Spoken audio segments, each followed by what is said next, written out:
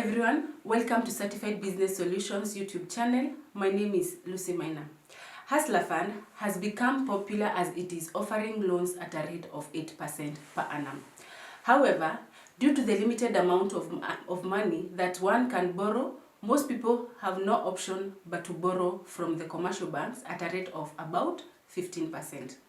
This comes at a point when the government appetite to borrow locally has increased exponentially. The new behavior of the government to borrow locally is likely to prompt commercial banks increase interest rate on their loans and hence more expensive loans for the rest of Kenyans. How are you, Dr. Kamau? Fine, thank you, Lucy. Yes, you're well? Yes, I'm well. Okay, so what are your thoughts on that? Yes, in regards to that, the commercial banks are likely to increase the rate of interest rates they give to their borrowers. Yes, it is true, because you remember we have been discussing a concept called modern portfolio theory, that the higher the risk, the higher the return. And for when faced with various options with similar risk, you would choose the one that offers the highest rate of return, and vice versa.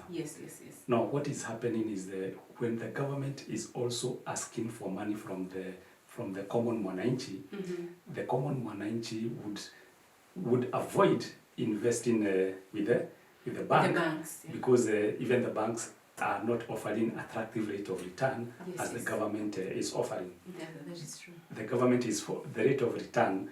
Actually, for last month, the treasury bills that were issued by the government were being issued at a rate of 10.5% per annum. The rate of return. The rate of return of a 12-month treasury bill was 12% per annum. What about the banks? The banks offer something like 5%. Again, depending with the amount of money that you are investing. If you are a large-scale heavyweight investor with a bank, then they can give you a preferential rate, but it can be nowhere near the one that the bank is, the government is offering at 10.5%. So, actually, last month, the government, through the issue of treasury bills, was able to borrow 44 billion Kenya shillings from the local investors through treasury bills. And through treasury bond, it was able to borrow 16 billion. 16 billion. These are monies that usually would have been deposited to the bank by the local investors or you and me. But now, since the banks, since the government is offering a far much better rate of return than the banks would offer to its savers, then it is not rocket science. It's going to it will run to the government to invest there. So again, no, using the law of supply and demand, because now the bank will have reduced money supply, because it has been diverted to somewhere else. To the government. So the banks will have reduced money supply, and when they have reduced money supply, what will happen is that the demand coming from the local borrowers will still be high, because people still need money. They still need to borrow so that they can fund their businesses, they can fund their financial operations. So the banks will still have high demand from the borrowers for money, but they don't have enough supply of money. So that will automatically do what? That will automatically increase the rate of interest, the interest rate that the banks are offering to the common mwananchi. Remember that the raw material for the money that the banks lend to us is the money that is deposited to them by savers. Now savers will be demanding a higher rate of interest from the banks, because if the banks don't increase the rate of interest that it is paying to savers, then the savers will not save with them, but will invest with the treasury bills, with the government. So if the bank at the end of the day decides to increase the interest rate to some level, then yes. what that will mean is that it will have to also increase the interest rate it is charging its borrowers for it to maintain that specific profit margin. Assuming the banks were giving savers, were paying savers a rate of interest of 6%, but now they are forced to go to 7%. And at that time they were charging borrowers 14%. So what will happen? The bank, since the cost of raw material for the bank, which has gone up now by 1%, the same will have to be pushed forward to the borrowers. So that's why we are saying there is the increased appetite by the bank, by the government to borrow locally is likely to do what? To increase, to affect and increase the interest rates that commercial banks are offering to the borrowers, to the Kenyans. To the Kenyans. And now remember the issue of that modern theory portfolio. If you compare a bank and you compare a government, a bank is likely to default. You are default making payments to you in terms of the investment that you have done to the bank. Because that is true, it's a fact, because we have had many banks in Kenya collapsing. That is true. But you have never had the government of Kenya collapsing. No, we had yes. Which country was that collapsed? Yes, Sri Lanka collapsed. Sri Lanka collapsed. But of course, we have not had that issue happen in Kenya. So modern portfolio theory says that when you are subjected by various investment options, you pick the one, and all of them have maybe a similar rate of return. You pick the one that has the lowest risk. But now the government here is beating commercial banks 9-0. 9-0. Because in terms of returns, the government is doing better. How much better? Almost like double. Almost like double. In terms of risk, again, government is doing better. It is less riskier compared to commercial banks. Okay, I get it. By the way, the government is borrowing giving a rate of return from the Kenyans who have invested in the treasury bills at a rate of 10.5%. Yes, 10.5%. Yes. But it is giving out the hustler fund, the hustler loan, at a rate of 8% per annum. So it's like it's going a loss of around 2.5 to 3%. Yes. It is making losses. Does it make sense? It's a tricky question. And for me, it doesn't make sense from where I stand as a consultant or as a business person, because if the cost of it's like now I'm buying this chair that I'm sitting on at a cost of 100 shillings. That's what I'm buying at. But now I'm selling at 80 shillings. So you are going at a loss. At a loss of 20 shillings. So now because the government actually the amount of money that it is set aside for the Hustler Fund is 50 billion. And the Hustler Fund was launched in that year, November 2022. 50 billion. And this 50 billion is going to be given out to the hustlers at a rate of 80% per annum. Just last month, the government borrowed 50 billion locally, and it promised to pay a rate of 10.5%. So if the government was not borrowing from the local market, or even from international market, it would make sense for the government to do what? For the government to lend to hustlers at a rate of 8%. But now it's a different case. It is borrowing at a very high rate and lending out at a low rate. Maybe yesterday I had the DP, the Rigathi Gachagua, saying that the kind of strategy they have taken is very different from the previous regime. Because the previous regime would subsidize consumption. Like now they say that the cost of fuel will bring it, the cost of unga You remember the maize flour? Yeah. There's a time the previous regime had subsidized. Yes. But now the current government is saying they're not subsidizing for consumption. Yeah. They are subsidizing for production. Yes. For production. Now trying to lower the cost of fertilizer. Raw materials, yeah. To lower the cost of raw materials. Yes.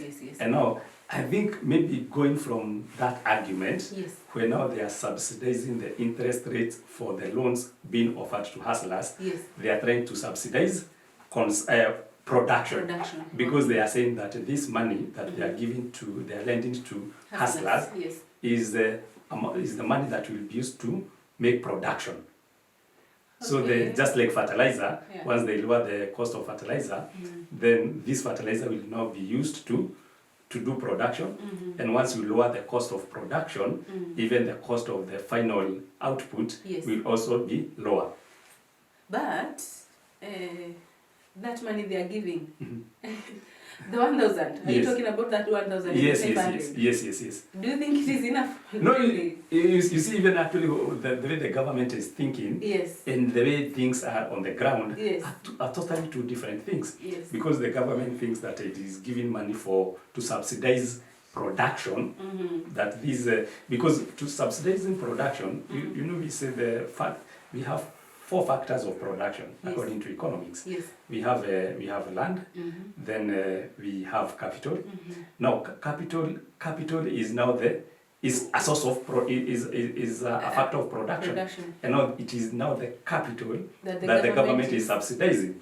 But now instead of this capital being used for production, it is being used. It is being consumed. It is being consumed. And actually, they said I think around 800,000 people have defaulted in paying the hustlers fund.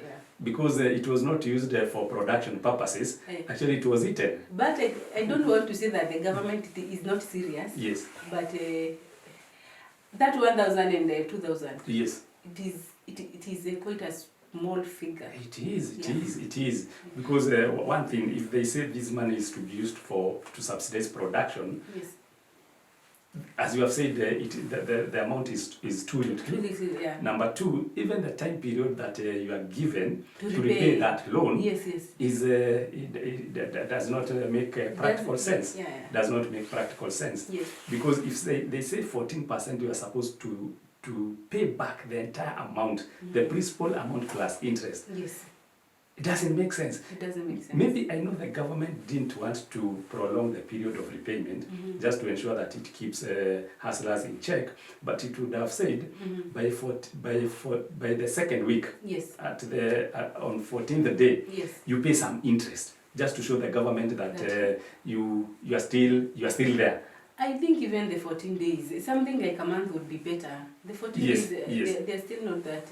No, you say, when you have borrowed 1,000, and you are supposed to pay interest at a rate of 8%, after 2 weeks, maybe that interest will be even like 20 shillings. Will be like 20 shillings. Something doable. Yes, so we are just paying interest. And the government knows that, yes, we have these people, they are still in business, and we have not asked them to liquidate their business so that they repay the principal amount that we had advanced to them. So, yes, so as much as the government would have thought that the Hustler Fund was supposed to subsidize production, I don't think so. The concept and the way it was structured, it was not, it was bound to fail from the word go. And that's why you are saying that more than 800,000 hustlers have defaulted repaying the loan that they had borrowed. Actually from 30th November 2022 up to date, the amount of money that hustlers have borrowed is about 22 billion. Out of 22 billion, the amount that has been repaid is half of that, about 11.8 billion. So it's only 56% of people that have been able to repay the amount of loan that they had borrowed. Again, something comes along that we had discussed a few days ago about adverse selection. Adverse selection, Yes, we remember about adverse selection. That the government, when it was rolling out this loan facility, it thought that every Tom, Dick and Harry, you and me, would be interested to borrow that loan from the government and start making the interest payments. But this facility only attracted by a large extent. Of course, there are few people who are very responsible, who are very financially able, and they still borrowed. But to the largest extent, it attracted people who have low and poor credit rating. That's why they have defaulted in such a big margin. By such a big margin. People who know that they have fulizas, but they have not repaid those fulizas. They have Tala loans and all other mobile lending companies. And they have not paid. So it attracted such people in a big number because they know, unlike Kinatala and those other money lending firms, they will not be called by anyone. They will not be harassed. So the government became a victim of adverse selection. And adverse selection, you remember we discussed, it is one of the reasons that made Invesco as a company to collapse. And this adverse selection is the one that will make the Hustler Fund to struggle to succeed. Unless now the government, in its wisdom, engages service providers, consultants to provide civic and financial literacy education and training to the common mwananchi, the hustlers. So that when they are given this money, they are told this money should not be for consumption, it is for production. That is not, it's not that easy. By the way, from where we are right now, I think now we are headed to the banks, borrowing.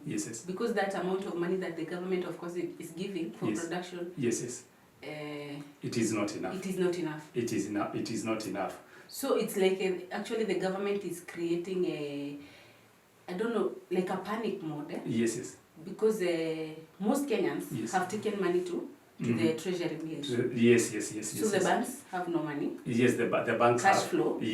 But Kenyans, they will still need to go and borrow the money from the the commercial banks. And of course the interest rate? The interest rate is keeping rising. And when we talk about interest rates, actually it's what has last month we experienced a shift in the way Kenyans used to operate in terms of their interest on the bonds and the financial instruments that the government is issuing them to invest with, because the government raises money through one of these two ways, in terms of the treasury bonds and in terms of treasury bills. So for last month, the government had anticipated to collect a total of 50 billion from the local market through issuing a treasury bond of at a rate of 14.5%. But Kenyans didn't go for the treasury bond. They actually, they only invested 16 billion, which was about a third of what the government expected. But instead, they invested heavily, and actually surprised the government. They invested heavily on treasury bills. Really? Yes. So what do you think they choose the treasury bills instead of the treasury bonds? Instead of the treasury bond? Yes. Actually, the treasury bill for 90 days. Yes. Actually 91 days. 91 days, 3 months. Yes. It was being offered at an interest rate of 9.5%. Then the treasury bill of 182 days at an interest rate of 10%. And the treasury bill of 12 months at a rate of 10.5%. Wow. The main difference between a treasury bill and the bond was given out at a rate of 14.5%, 14.5%, which is very high. It is the first time that the government is issuing a bond at such a rate. Okay. But and now, again, still people didn't go for the 14%. People were not interested. Because of a number of reasons. Number one, when you invest in a treasury bill and you say that I invest for a period of 12 months, at the end of 12 months, the government will give you the principal amount that you had invested with them. Because the loan has come to an end. The term of the loan has come to an end. It was only for 12 months. So it gives you everything. If you had invested with them 100,000, it will give you 100,000 plus your 12 plus the interest, the 10%. 10%. It gives you. Now, so for the treasury bills, they go for as long as 1 year. We have the one for 91 days. 3 months, Yes, we have the one for 6 months. And we have the one for 364 days. Okay. So from 3 months, 6 months to 1 year? To 1 year. Not more than 1 year for treasury bills? Yes. Okay. If it goes for more than 1 year, then it is no longer a bill, it is a bond. Okay. So but the definition of a bill is an instrument offered by the government to borrow from its citizens whose term of maturity is less than 12 months. Actually, there is no place that you want to mention a year. Even a year, yes, they say 12 months. So if it goes beyond 12 months, then it becomes a bond. So the reason why people are enticed and attracted at a very high rate to invest in bills is because after the expiration of that term, they get their money. They'll get the money plus the interest. Plus their interest. But now, in terms of bonds, if you buy a bond or invest in a bond of 10 year, a 10-year bond, then what that means, you will continue to enjoy the interest on a twice in a year after every 6 months at a rate that you had agreed with the issuer, in this case the government, assuming it is for 14.5%, you will continue to do that. But in the event that the interest rate continues to skyrocket, and that's why that's what the Kenyan investor is expecting. If the interest rate continues to skyrocket, and the government is likely to happen, the government is likely to issue a subsequent bond at a higher interest rate of return. And when that happens, and you had already locked your money, your investment capital, at a bond that is issuing and giving a lower rate of return, then you are doomed. You cannot... You can sell. But you will sell at a loss. You can sell at a loss because no one would be interested to buy a bond that is giving a lower rate of return compared to the one that has just been issued by the government. So if you really want to sell that bond, you have to sell it at a discount. So that's why now Kenyans don't want to tie the investment capital in buying bonds for a longer period. They feel they are better off to invest in treasury bills in short term. Because there is uncertainty. There is uncertainty. When you invest your money in a bond, bonds are faced by five different risks. Risk number one is the interest rate risk. Whenever the interest rate increases, then the price of a bond goes down. And the reason it goes down is because the government is likely to issue a subsequent bond at a higher rate of return. So people will be less attracted to the old bond. So interest rate risk, inflation risk. Whenever now the cost of living continues to go up, the money that you keep receiving from the bond, then it loses value. The purchasing power of that money goes down. Because of course the goods and commodities, the price of goods and commodities will have gone up. But you are continuing to get the same rate of return from your bond for maybe 10 years or 20 years. So it is that these are some of the reasons that the bonds are not very attractive, even if they give you a reliable and stable source of income. Number 3 is a call risk.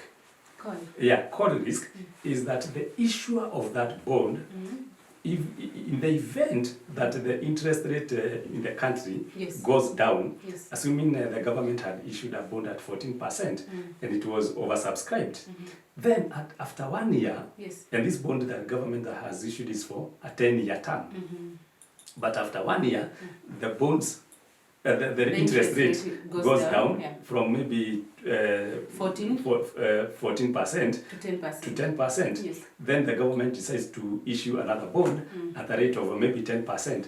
It would be in the interest of the government to retire the first bond And by retiring means that it tells those people who had subscribed to it, hey, now get back, this is your money that you had invested with us, take it back, and the interest rate that the interest that your money has earned, this is the interest. Is it fair? It depends. When you are subscribing for that bond, yes, there is usually a provision that the issuer has the ability and the right to recall the bond.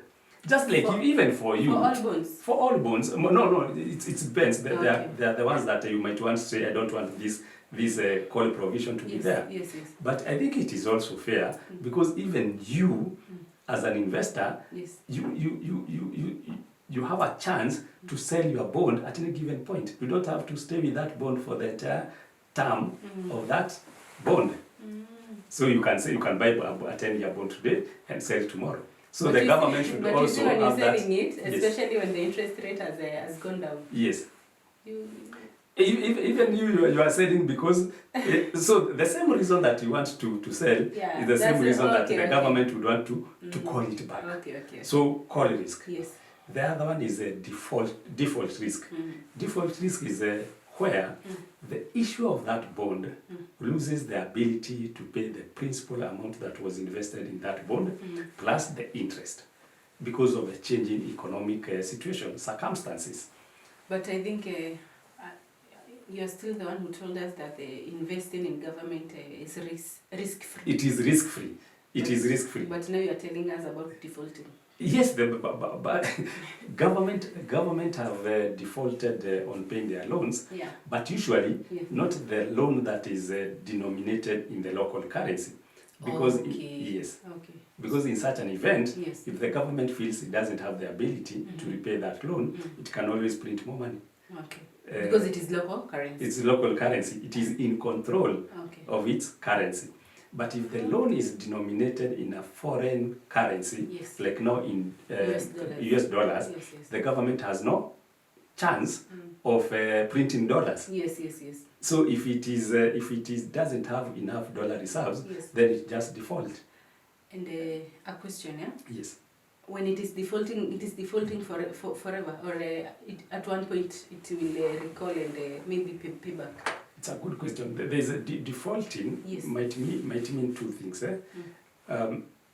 It might mean even you reaching out to your lenders or creditors and having an arrangement with them to tell them, hey, we had agreed initially that I will pay this loan within 10 years. Now I'm requesting that you allow me to pay it within 20 years so that I start paying smaller monthly or yearly installments than what I'm paying right now. That is also considered as a default. Which I prefer that one instead of someone not paying at all. Than someone not paying at all. Yes. So even that it's called default because you are compromising the terms of the agreement. But the government defaults in such a manner. The government is referred to as it has defaulted. In such a manner. In such a manner. It will most likely ask for a longer period. Yes. Because even recently, our rating moved from being stable to negative rating as we were rated by an institution called the Standard & Poor, which is a global credit rating agency. This is we have JP and Morgan and other accredited institutions that rate the ability of a company to do what? To repay its loans. So it rated us as a country? As a country. We were rated from a stable country to a negative outlook status because of this bond that Kenyans decided not to subscribe for it. That's actually what prompted that international agency firm to rate us downwards. But because it is saying even Kenyans themselves, they are losing in the government. They don't want to invest in a long-term manner. They just want to invest short-term. I mean, now that we are rated negative. Yes. That one can even feel Kenyans not to pay. I mean, if your country is not paying itself, why should they pay my country? To pay taxes? No. The loan. If our country is being rated a negative. Oh, the hustlers the now. Credit, the hustlers now. Yes. Yeah. Let us sail in the same boat together, me and my government. Yes, the government it was rated downwards Negative, by the Standard and Poor Global Rating Agency, and also because of the reduced foreign reserves that we continue to experience. So because of that, and of course Standard and Poor understands that when the loans that are denominated in dollars become due, they'll be paid in dollars. And now it understands that we are struggling with the issue of the dollar shortage. Yes. So that one, plus this other one of Kenyans not subscribing to pay to buy bonds in a big number, is what has made the rating agency to lower our status.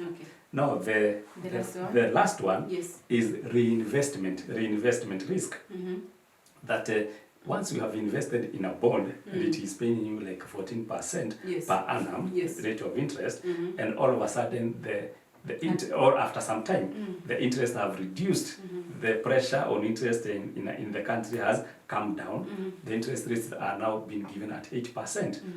So you had initially invested at a rate of 14%. Now after the bond has been retired, at the end of the term of that bond, or maybe the issue has recalled that bond, then you'll be forced to reinvest that money at a lower rate of return.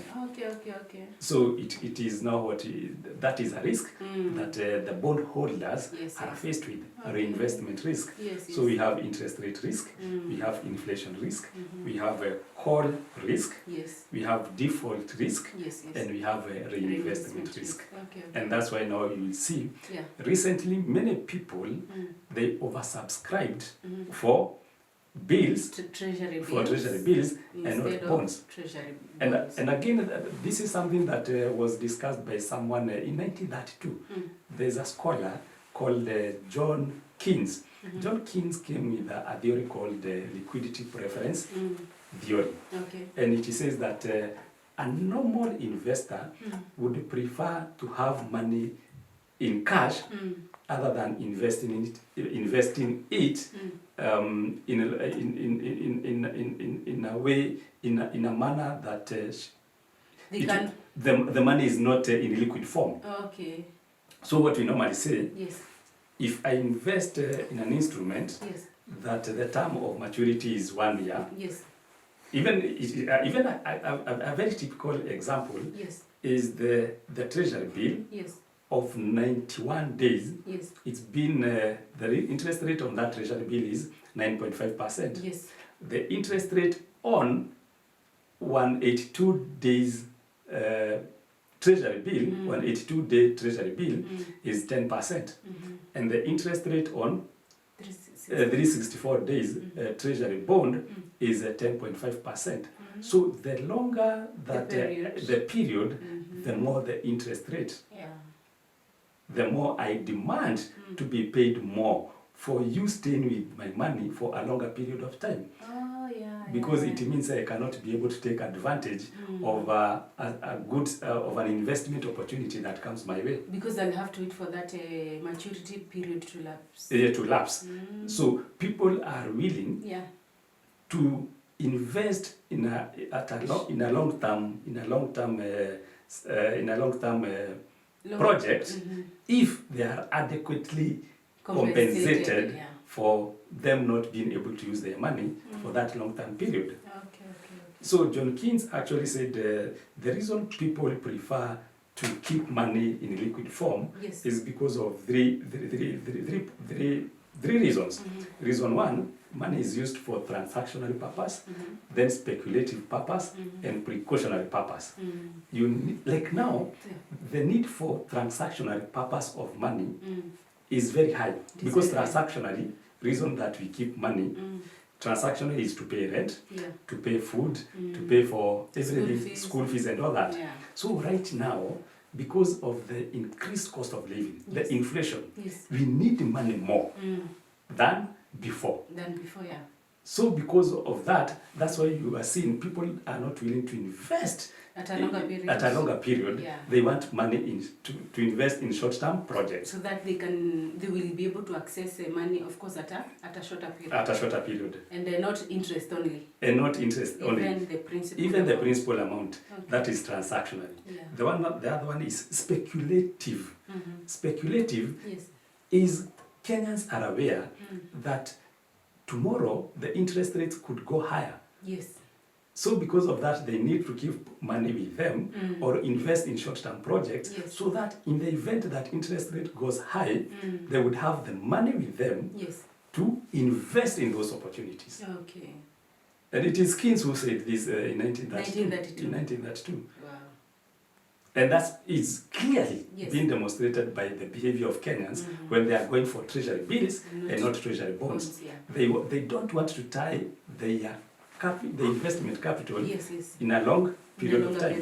The last one is precautionary purpose. Precautionary purpose is the need to keep money in liquid form, in cash form, as opposed to investing in a long-term project, because anything can happen. Your car can break down. You could get an emergency somewhere that needs cash. That needs cash. Yes. So because of that, people prefer to keep money in liquid form as opposed to keeping money in an illiquid form. Okay. Even if they're so for them to go for the option of keeping money in an illiquid form, they need to be compensated for that. And that's why they are saying, hey, if government wants us to invest in treasury bonds, can you pay us 20% interest rate? And we will bring you the money. Bring you the money. Otherwise, you are going for the bills. For the bills. Okay. Because Kenyans are wise. They are wise. Oh, really? Yes, they are very wise. We are wise. Yes. Okay. You know, if you want to know whether someone is wise or not, don't listen even to what the person is saying. Just observe the behavior. Okay. And behavior for Kenyans, they're not going for bonds. They are going for bills. They are going for bills. Okay, okay. So do you think the government can do anything to avoid the bank's interest rate from going up? Yes, maybe. You know, government, it has two options. Yes. As long as it continues to borrow locally, heavily, then it is actually the one that is fueling the interest rates to go up. Yeah. So maybe it might need to reduce its appetite on borrowing locally. Okay. But again, we are having a big challenge borrowing internationally from international money market, capital markets. So I don't foresee a government toning down on its appetite, on its appetite to borrow locally because of the situation that we are currently in. Okay. So in short, you're telling Kenyans to tighten up their belts. To tighten up their belts. More is coming. More is coming, but we are hopeful that even if things might get thicker before they get better, there's still a light at the end of the tunnel. Okay. Thank you very much, Dr. Kapo. You're welcome. Yeah, our viewers, we are very glad that you have continued to support us. Please don't forget to subscribe and leave a comment. Let us know what you feel about this discussion. See you next time.